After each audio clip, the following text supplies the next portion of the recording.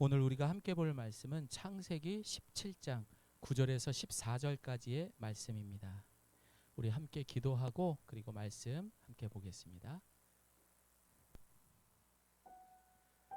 말씀으로 이 땅에 오신 주님, 죄인인 우리를 예배의 자리로 불러주시니 감사를 드립니다.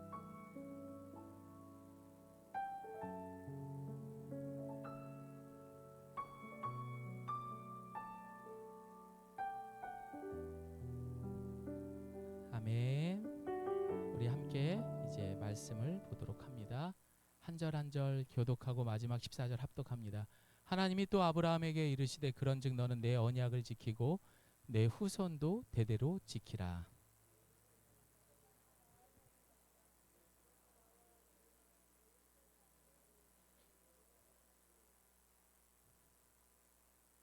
너희는 포피를 베어라. 이것이 나와 너희 사이의 언약의 표징이니라.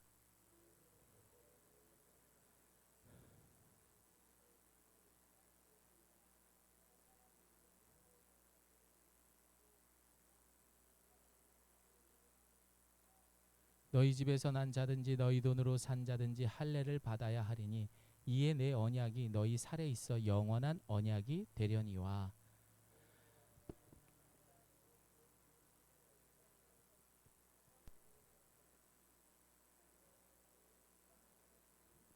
아멘. 이 성경책을 보시는 분이 딱 성경책 보셨나요? 두 분만 성경책을 보냐? 우리 이국 성도님하고 이순이건 이 씨가 괜찮네요. 이 씨가 어디 씨세요? 광주시. 어디? 전주시. 예. 양반입니다. 참 목사가 별 얘기 다 해요. 자, 우리 옆에 분하고 인사하겠습니다. 잘 오셨습니다. 예. 자, 11월 한 달이 이제 또 시작되었습니다. 우리 다 같이 건강하게 화이팅하고 시작하겠습니다. 다 같이. 자, 11월 하면 여러분 화이팅 이렇게 하는 겁니다. 자, 11월 화이팅! 예, 좋습니다. 여러분, 믿음은요 들음에서 난다라고 성경에 기록되어 있습니다. 자, 저를 따라합니다. 믿음은 들음에서 난다. 난 왜 이렇게 믿음이 없지? 안 들었으니까, 안 읽었으니까 그런 거예요. 믿음은 들음에서 납니다. 죄송합니다.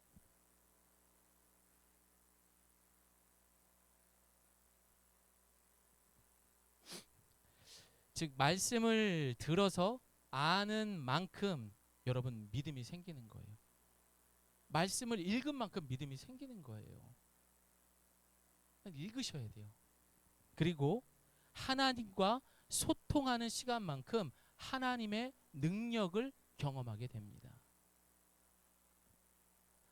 여러분, 아브라함이 되기까지 하나님이 계속해서 반복하셨던 말씀이 있습니다. 뿐만 아니라 성경에 많은 위인들이 있어요. 그러나 그 사람들이 변화되기까지 하나님은 계속 뭐라고 하십니까? 하나님이 아브라함에게 이르시되, 하나님이 이르시되. 이 말씀이 성경의 곳곳에 보면 계속해서 반복됩니다. 그리고 어떻게 했습니까? 아브라함은 순종함으로 그 음성을 들었습니다. 우리는 들어야 믿음의 크기가 자라고 하나님의 놀라운 은혜를 경험하게 될 줄을 믿습니다.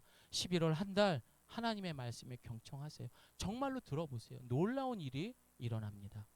그래서 이렇게 말씀을 들은 자녀들이라면은 여러분, 세상을 바라보는, 죄가 지배하는 세상을 바라보는 그 세계관, 관점이 달라져요. 그래서 뭐라 그래요? 따라합니다. 아닌 건 아니다 라고 말해야 돼요. 우리 자녀들은요, 부모가 보는 것만큼 바라보게 됩니다. 부모가 밟는 만큼 그 아이들도 거기까지만 밟는 게 우리 자녀들이에요. 목사님, 무슨 말씀을 그렇게 하세요? 저는요, 대학도 못 나왔는데 우리 애는 인류대 나오고 좋은데 취직도 했어요. 예, 물론 그럴 수 있습니다. 그러나 제가 말씀드리는 건 뭐냐면 인간의 됨됨이에 대해서 말하고입니다. 여러분, 제 말은 무슨 말이냐면 인류대를 나오고 좋은데 취직을 해도 그 부모의 틀을 벗어나지 못한다라는 거예요. 죄송한 이야기 하나만 하겠습니다. 대학 못 나온 악한 부모 밑에는 인류대 나온 악한 아들, 딸들이 된다라는 이야기인 겁니다. 그게 전부가 아니라는 거예요. 그래서 어떻게 해야 돼요? 진리라고 말하는 옳고 그름을 분별할 수 있는 이 말씀을 들어야 하는 겁니다. 말씀으로 오신 예수님을 늘 가까이 할 수 있는 저와 여러분 되기를 소망합니다. 이처럼 우리가 말씀을 통해서 더 이상의 우물 안의 개구리의 모습이 아니라 창조주가 바라보는 우리의 지경이 그래야만 넓어질 수가 있습니다. 그럼 어떻게 돼요? 비뚤어졌죠. 꼬여 있죠. 그러나 그곳에서도 진리의 눈을 가질 수가 있는 겁니다. 어둠 속에서도 그 바늘구멍만한 빛을 찾아내고 그 길을 쫓아갈 수가 있는 겁니다. 죽음의 문턱까지 와 있을지라도 부활의 소망을 볼 수 있는 것. 여러분, 그 역사가 수요일마다 호스피스 병동에서 일어난다니까요. 제가 늘 말씀드리잖아요. 거기 가서는 다른 말 할 게 없다고. 예수 그리스도 이야기밖에 없다고. 오히려 훨씬 더 많은 도전을 받고 올 때가 참 많습니다. 그래서 하나님은 아브라함을 통해서 오늘 본문의 말씀처럼 할례를 명령하셨습니다.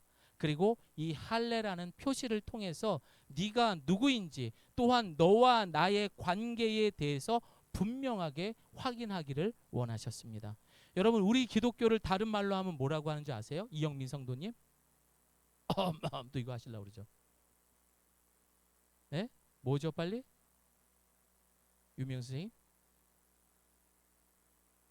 우리 기독교는 따라합니다. 체험, 뭐라 그러죠? 체험? 네, 체험 신앙. 네, 체험 종교. 그냥 믿어라. 자, 따라합니다. 체험 신앙. 네. 그냥 믿어라, 믿어라 이게 아니에요. 하나님은 인격적이어서 내가 말하는 만큼 듣고 서로 주거니 받거니 한다라는 겁니다. 그래서 어떻습니까? 내 백성의 눈과 귀 그리고 입술과 피부까지도 소름 돋을 만큼 우리 주님은 우리에게 기적을 경험하게 하시는 하나님이세요. 어떤 하나님? 우리가 지난번에 배웠던 것처럼 엘샤다이의 하나님, 바로 전능자의 하나님은 그렇게 일방적이지 않고 온 몸을 통하여서 우리에게 그렇게 역사하십니다. 그 은혜는 그 언약을 믿고 할례를 받았을 때 우리에게 일어나게 되는 겁니다. 하나님은 살아계십니다. 그리고 무엇보다 우리에게 관심이 많고 사랑의 하나님입니다. 여러분, 제가 산을 아직까지는 잘 알지는 못해요. 그런데 매주 지금 한 3달 넘어가고 있죠. 계속 올라가면서. 근데 지난주에 드디어 100군데를 갔다 왔습니다. 여기 사람이 이렇게 많아요. 기다려야 돼요. 예. 근데 여기를 가려면 어때요? 아, 저 밑에 절벽이에요. 저거 붙들고 가야 되는 거예요. 저 뭐라고 저렇게 붙들고 저렇게 가는지. 사실 더 비참한 영상을 제가 찍었어요. 제가 이 몸을 가지고 올라갈 때 얼마나 힘들게 올라가는지 숨소리를 이러고 저 정상을 올라갔다고요.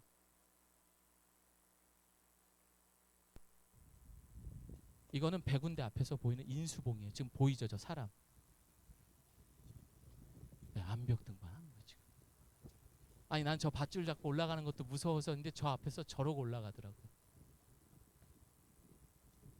여러분, 제가 그냥 산에 놀러 가는 게 아니라 이런 거 묵상하려고 올라가는 거예요. 자, 어쨌든 여기가 중요한 게 아닙니다. 제가 어쨌든 산을 올라가면서 중요한 걸 하나 깨달았어요. 정상을 찍는 게 중요한 게 아니었습니다. 정상에 올라가니까 춥더라고요. 오래 있어봐야 10분 내외여야 돼요. 사람이 많으면 더 빨리 내려와야 돼요. 그럼 뭐가 중요한 거예요? 다시 집으로 돌아오는 게 더 중요한 거더라고요. 정상을 올라가는 게 중요한 것이 아니라 집으로 다시 돌아오는 것이 더 중요하다라는 겁니다. 우리 애가 나가서 경시대회에서 1등을 했어요. 그런데 집에 돌아오지 않았어요. 그런데 우리 애가 경시대회에서 꼴등을 했어요. 안전하게 집으로 돌아왔어요. 뭐가 중요합니까? 부모의 입장에서. 다시 말해서 하나님께서는 이 땅을 살아가면서 여러분이 부자이든 가난하든 건강하든 건강이 없든 그거 관심 없어요. 무조건 내 사랑하는 내 새끼들이 다시 본향으로 돌아오기를 간절히 바라는 것이 하나님이 원하시는 목적이고 우리를 향한 계획인 것입니다. 정상이 목적이 아니에요. 저 산 좀 치워주세요. 아이고, 아이고. 예. 그래서 하나님은 끊임없이 우리의 삶에 예수님을 통해서 약속하셨고 본향 가는 길까지 간섭하시고 인도하시는 하나님입니다. 그래서 에스겔서 18장 31절은 이렇게 말합니다. 제가 읽어드리겠습니다. 너희는 너희가 범한 모든 죄악을 버리고 마음과 영을 새롭게 할지어다. 다시 말해 내가 착하고 성실하게 살다가 천국 가야지 하고 마음 먹는다고 이루어지는 것이 아니에요. 이 땅에서 나는 죄인입니다 하면서 우리 하나님 앞에 어떻게 해요? 양팔을 들고 내가 이제 항복했습니다. 나는 아무것도 할 수 없습니다. 이 험하고 갈 바를 알지 못하는 이 땅에서 그래야만 우리는 본향으로 갈 수 있는 겁니다. 사랑하는 여러분, 오늘 이 시간 주님은 11월 첫날 우리에게 말씀하십니다. 저를 따라합니다. 오직 믿음. 그리고 따라합니다. 나와 함께 가자. 그리고 언약의 표시인 이 할례 받은 자녀답게 더 이상 쫓기는 인생이 되지 않기를 바랍니다. 오히려 누리고 다스리면서 본향에서 만날 수 있는 우리 인생 되기를 소망합니다. 여러분, 세상에서 제일 잘 듣는 약 무슨 약? 이야, 구약과 신약이죠, 여러분. 예. 그냥 뭐야 이래야 되는데 우리는 막 역시 우리 교회 수준이 아주 좋습니다. 예. 이 성경이 왜 언약, 즉 약속의 말씀이 되었을까? 이건 약이 아니라 약속의 약이죠, 여러분. 예.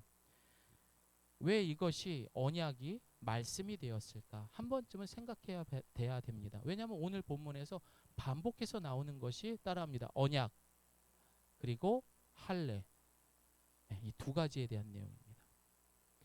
고대에는 지금과 같이 약속을 했겠죠. 그러나 그때 당시에도 중요한 약속임에도 불구하고 약속을 지키지 못하는 사람들이 있었습니다. 그래서 어떻게 했죠? 재물을 가지고 옵니다.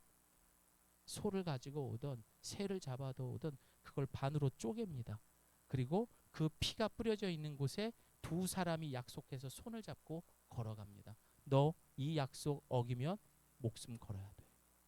이게 고대 그때 약속하는 방법이었다라는 겁니다. 그만큼 너는 대가를 치러야 되는 거야. 이게 바로 너와 나의 언약이야. 우리 말씀 있습니다. 시작. 그때 너희는 그리스도 밖에 있었고 이스라엘 나라 밖의 사람이라 약속의 언약들에 대하여는 외인이요 세상에는 소망이 없고 아멘.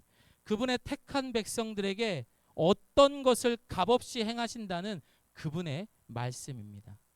마침내 하나님의 약속은 필요한 절차에 의하여 구속력이 되시는 예수님을 통해서 언약이 된 거예요. 누가 대가를 치른 거예요? 예수님이 제물이 되는 거예요. 자, 그 증거의 말씀 함께 더 읽습니다. 시작. 이것은 죄사함을 얻게 하려고 많은 사람을 위하여 흘리는 바 나의 피 곧 언약의 피니라. 다 같이 아멘합니다. 이렇게 하나님과 우리의 약속이 맺어진 거예요. 그런데 그 대가를 예수 그리스도 치러야 했기 때문에 좀 더 강력한 언약이라고 말합니다. 여러분, 그럼 이 땅에 예수님이 무엇으로 오셨죠? 말씀으로 오셨잖아요. 그래서 언약은 곧 뭐다? 말씀이다. 그래서 이 성경을 잘 듣는 구약 신약이 아니라 언약이 되는 겁니다.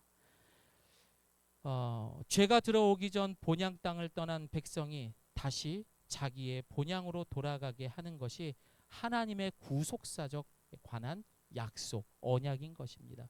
이것이 성경 전체에 하나님이 언약이라고 말하는 거예요. 약속은 여러분 둘이 하는 겁니다. 그렇죠?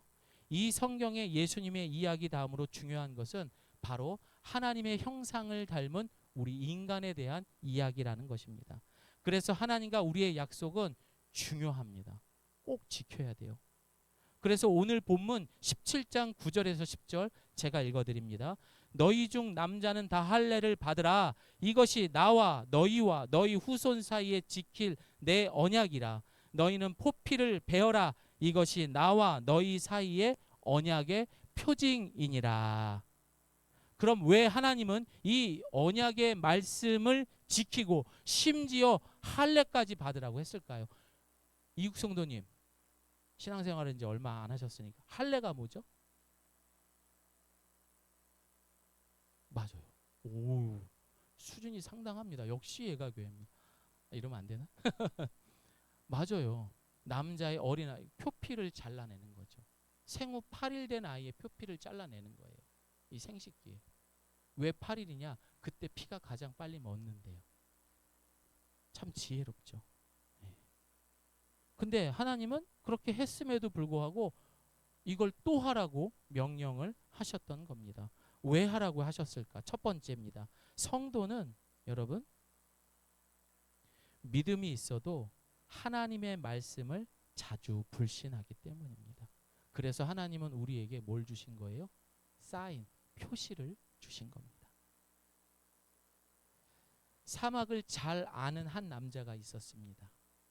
그러나 이 사람은 잘 안다라고 생각하지만 순식간에 이 모래폭풍이 불면서 자신이 가야 할 길을 잃어버리게 되면서 방황하기 시작하고 헤매이기 시작하고 이 참 당황할 수밖에 없죠.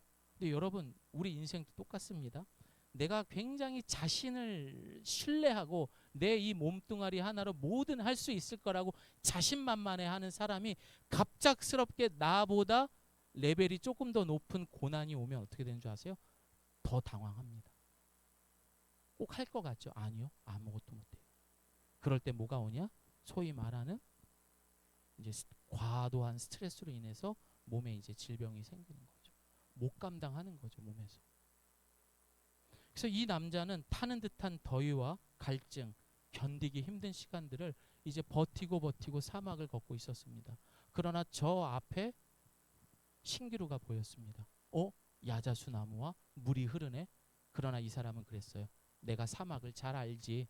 저건 신기루일 뿐이야. 속지 말자. 그러면서 뱅뱅 계속해서 사막길을 가다가 결국에는 정말 신기루가 아닌 진짜 야자수와 물이 있었던 그 앞에서 쓰러져서 죽게 됩니다. 한 사람이 지나갑니다. 그리고 그 사람을 보며 의아한 표정을 짓습니다. 아니 이렇게 물이 가깝고 야자 열매가 이렇게 많은데 왜 이렇게 죽었을까? 이 이야기가 우리에게 주는 교훈은 무엇입니까? 불신은 자신의 모든 것을 파괴할 수 있습니다. 내가 하나님을 믿고 있어도 순식간에 밀려오는 그 불신은 나를 영원한 사망으로 밀어붙일 수 있다라는 겁니다. 여러분 결국 그런 불신이 결국 쌓여요. 마찬가지입니다. 가장 많은 질병, 스트레스로 인한 정신병 이런 것들이 생기는 거죠. 이 불신에 대해서는 사탄 마귀는 우는 사자와 같이 우리를 잡아삼키려고 한다라고 합니다. 어떻게요? 의심이라는 죄를 통해서. 의심하는 건 죄입니다. 하나님이 해주실까? 이게 될까? 함께 읽습니다. 시작.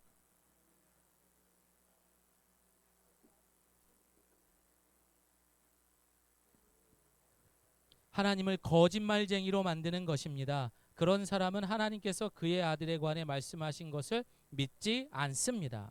하나님이 거짓말쟁이세요? 그런데 내가 믿지 못한다면 하나님을 거짓말쟁이로 만들었다라고 성경은 말합니다. 그래서 우리가 잊을 때마다 하나님은 이것을 통해서 일종의 표시를 남겨준 거예요. 너 이거 볼 때마다 그런 너를 돌아보기를 바란다. 할례를 통해 나와의 언약이 맺어진 것, 이거 지키지 않으면 너 죽을 수 있어. 이것과 똑같은 거예요. 왜? 언약 사이에는 재물이 갈라져서 목숨을 걸어야 한다라고 했잖아요. 하나님은 사랑하는 만큼 아브라함을 너무나 잘 아셨습니다. 그래서 고난 속에 아브라함에게 나타나 늘 약속의 말씀을 하셨던 것입니다. 그리고 13년 만에 나타나셨잖아요. 그리고 하나님 보시기에 아브라함은 여전히 물가에 내놓은 어린아이 같은 99세의 아브라함이었던 거예요. 야, 그렇게 약속을 했는데도 의심을 하네. 그렇게 약속을 했는데도 결국에는 네 핏줄이 사레의 몸을 통해서가 아니라 하갈의 몸을 통해서 이스마엘을 낳다니, 하나님은 실망도 하면서 한편으로 마음이 아프셨을 것 같아요. 그래서 여러분, 삶이 고단할 때마다 그 언약을 잇는 아브라함이 가지고 있는 이 불신에도 하나님의 사랑의 표시인 이 할례를 통해서 99세의 아브라함에게서 성경에서는 처음으로 아브라함에게 할례를 받게 되는 장면이 오늘 본문의 내용인 것입니다. 성경에서 가장 처음 할례를 받은 사람이 누구라고요? 아브라함인 거예요. 우리 아들 이 표시 볼 때마다 내가 너를 얼마나 사랑하고 내가 너를 끝까지 책임질 거라는 것 잊지 마야 된다. 저는 또 상상력이 풍부해서 또 그런 생각을 했어요. 99세면 나이가 있잖아요. 근데 아까 그 할례가 뭐라고 그랬어요? 99세 할아버지가 아브라함을 모독하는 건가 이건? 근데 아브라함은 순종했어요. 근데 그렇게까지 하셨던 하나님의 마음을 생각해 보니까 우리 인간이 연약하구나. 정말 한계를 느껴야 되고, 두 번째로 하나님의 사랑이 얼마나 대단한지 우리는 알 수 있다라는 겁니다. 성경을 보면은요, 사랑하는 백성들을 향해서 하나님은 끊임없이 잔소리를 해요. 왜? 그렇게 해야만, 안 그러면 이들이 진짜 물가에 내놓은 어린아이 같거든. 어디로 튈지 몰라요. 아니, 우리 중요한 게 있음에도 불구하고 더 중요한 게 있다라고 해서 약속 못 지키는 경우 너무 많잖아요. 이게 분명히 더 중요하다고 하나님은 말했는데도 내가 생각하기에 맞다라고 우리는 불순종하잖아요. 여러분, 그래서 신명기에도 이렇게 말합니다. 함께 말씀 있습니다. 시작.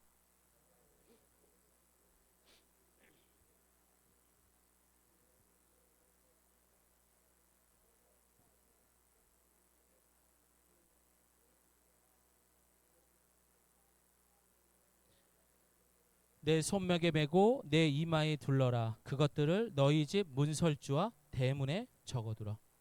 이렇게까지 약속을 하나님께서 말씀을 하셨던 거예요. 두 번째로 아브라함을 통해 시작된 이 할례의 의미는 무엇일까요? 창세기 17장 13절의 말씀 함께 읽습니다. 시작. 너희 돈으로 산 자든지 할례를 받아야 하리니 이에 내 언약이 너희 살에 있어 영원한 언약이 되려니와. 할례는 이 언약의 신체적 표시로 소개가 됩니다. 그렇잖아요. 내 몸에다 어쨌든 피를 봐야 되는 거잖아요. 다시 말해 꼭 아브라함에게만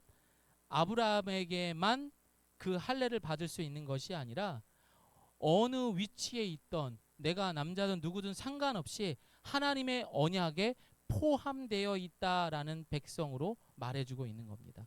오늘날 이 할례는 무엇을 의미하죠? 다 같이 따라합니다. 세례. 그렇죠. 그래서 이 세례에는 평등이 없는 거예요. 이 할례도 그 당시에 하나님은 이렇게 선포하셨던 겁니다. 시작. 그리스도 안에서 여러분은 육신의 몸을 벗어버리는 그리스도의 할례, 곧 손으로 하지 않는 할례를 받았습니다. 또한 여러분은 세례로 그리스도와 함께 장사됐고 죽은 사람들 가운데서 그리스도를 살리신 하나님의 능력을 믿음으로 그리스도 안에서 그리스도와 함께 다시 살아났습니다. 아멘.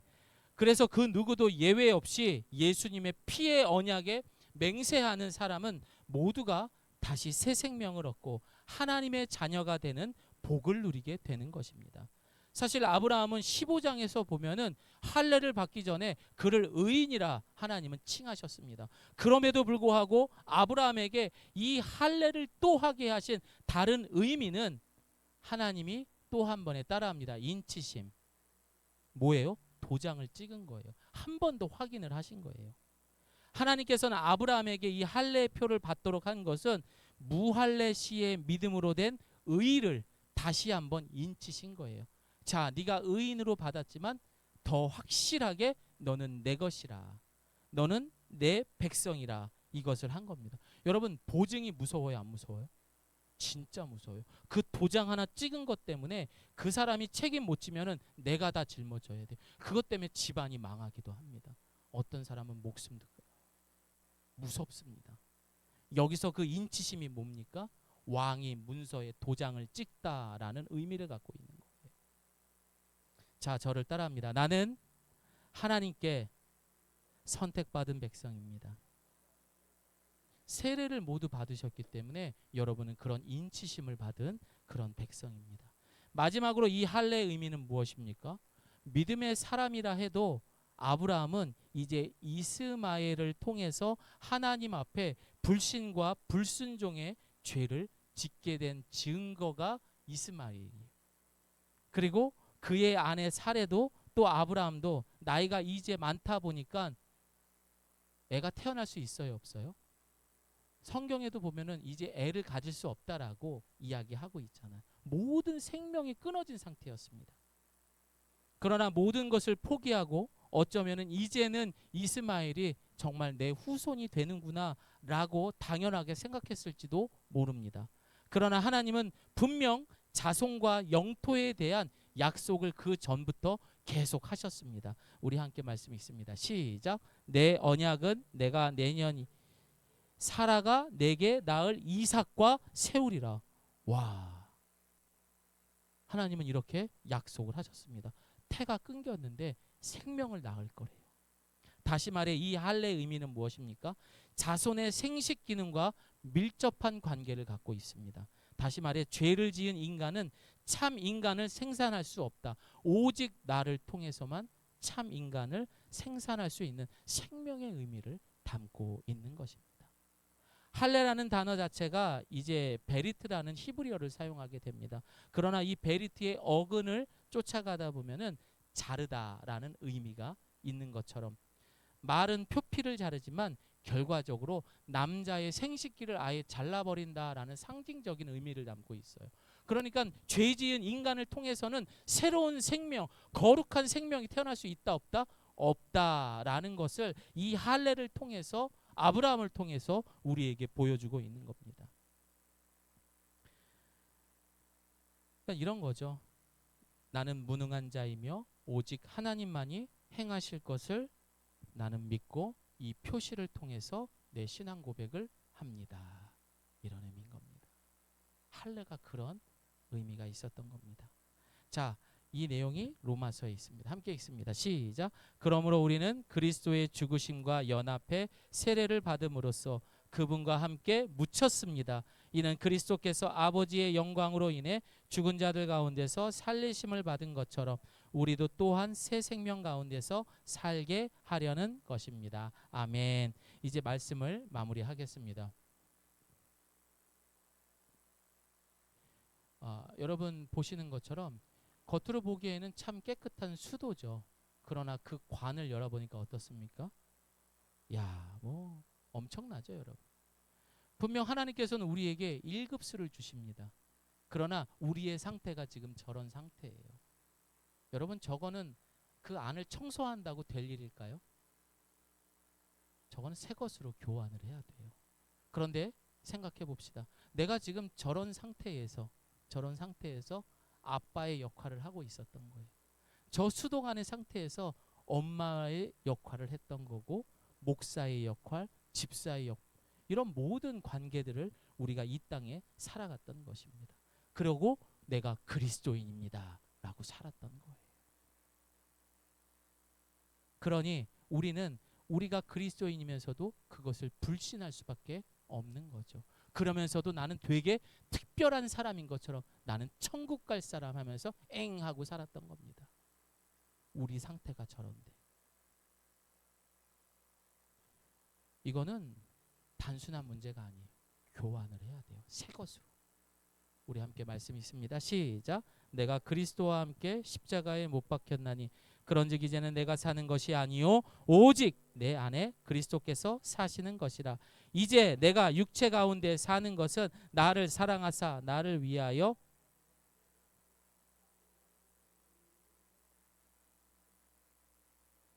예수 그리스도의 보혈로 완전히 새 것이 되는 겁니다. 그리고 그 할례는 뭐예요? 거기다 우리 하나님께서 그 수도꼭지에다가 KS를 꽝 찍어버리는 거예요.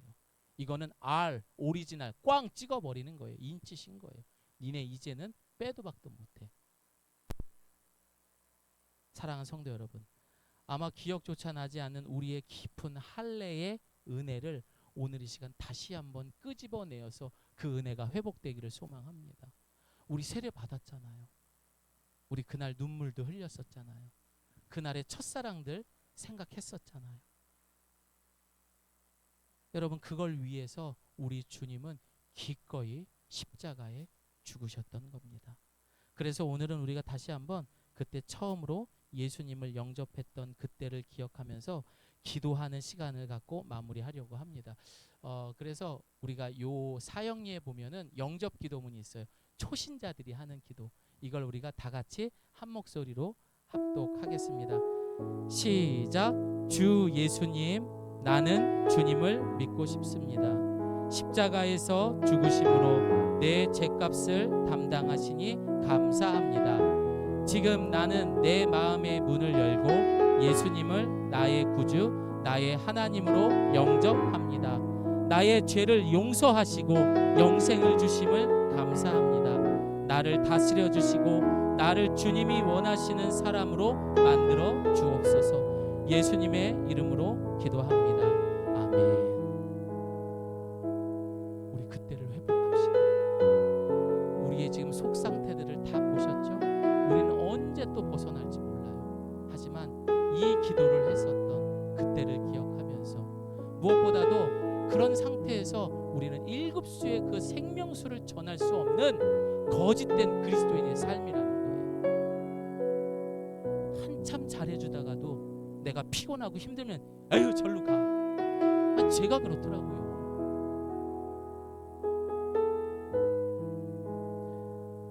오늘 아침에 눈을 떠서 또 마음을 먹었어요. 그래, 나 이제 새롭게 됐지. 말도 좀 착하게 하고 난 달라졌어. 나는 이제 웃으며 살고 나는 정말 그리스도인과 함께해요. 안 돼요. 여러분, 우리가 이 시간 함께 기도할 때 이렇게 기도하겠습니다. 하나님, 주님께서 약속하셨어요. KS 오리지널이라는 걸 꽝 찍어줬어요. 그게 할례예요. 하나님, 나 이제 할례 받은 사람입니다. 그러니 이제는 의심하지 않고 하나님의 말씀대로 1급수의 물을 줄줄 흘러내리면서 더 이상의 가식이 아닌 하나님께서 주시는 그 1급수를 통한 진짜 아빠, 진짜 엄마, 진짜 하나님의 백성답게 살아가는 내가 되게 하여 주시옵소서. 우리 함께 기도하겠습니다. 하나님 아버지 감사합니다. 오늘 이 거룩한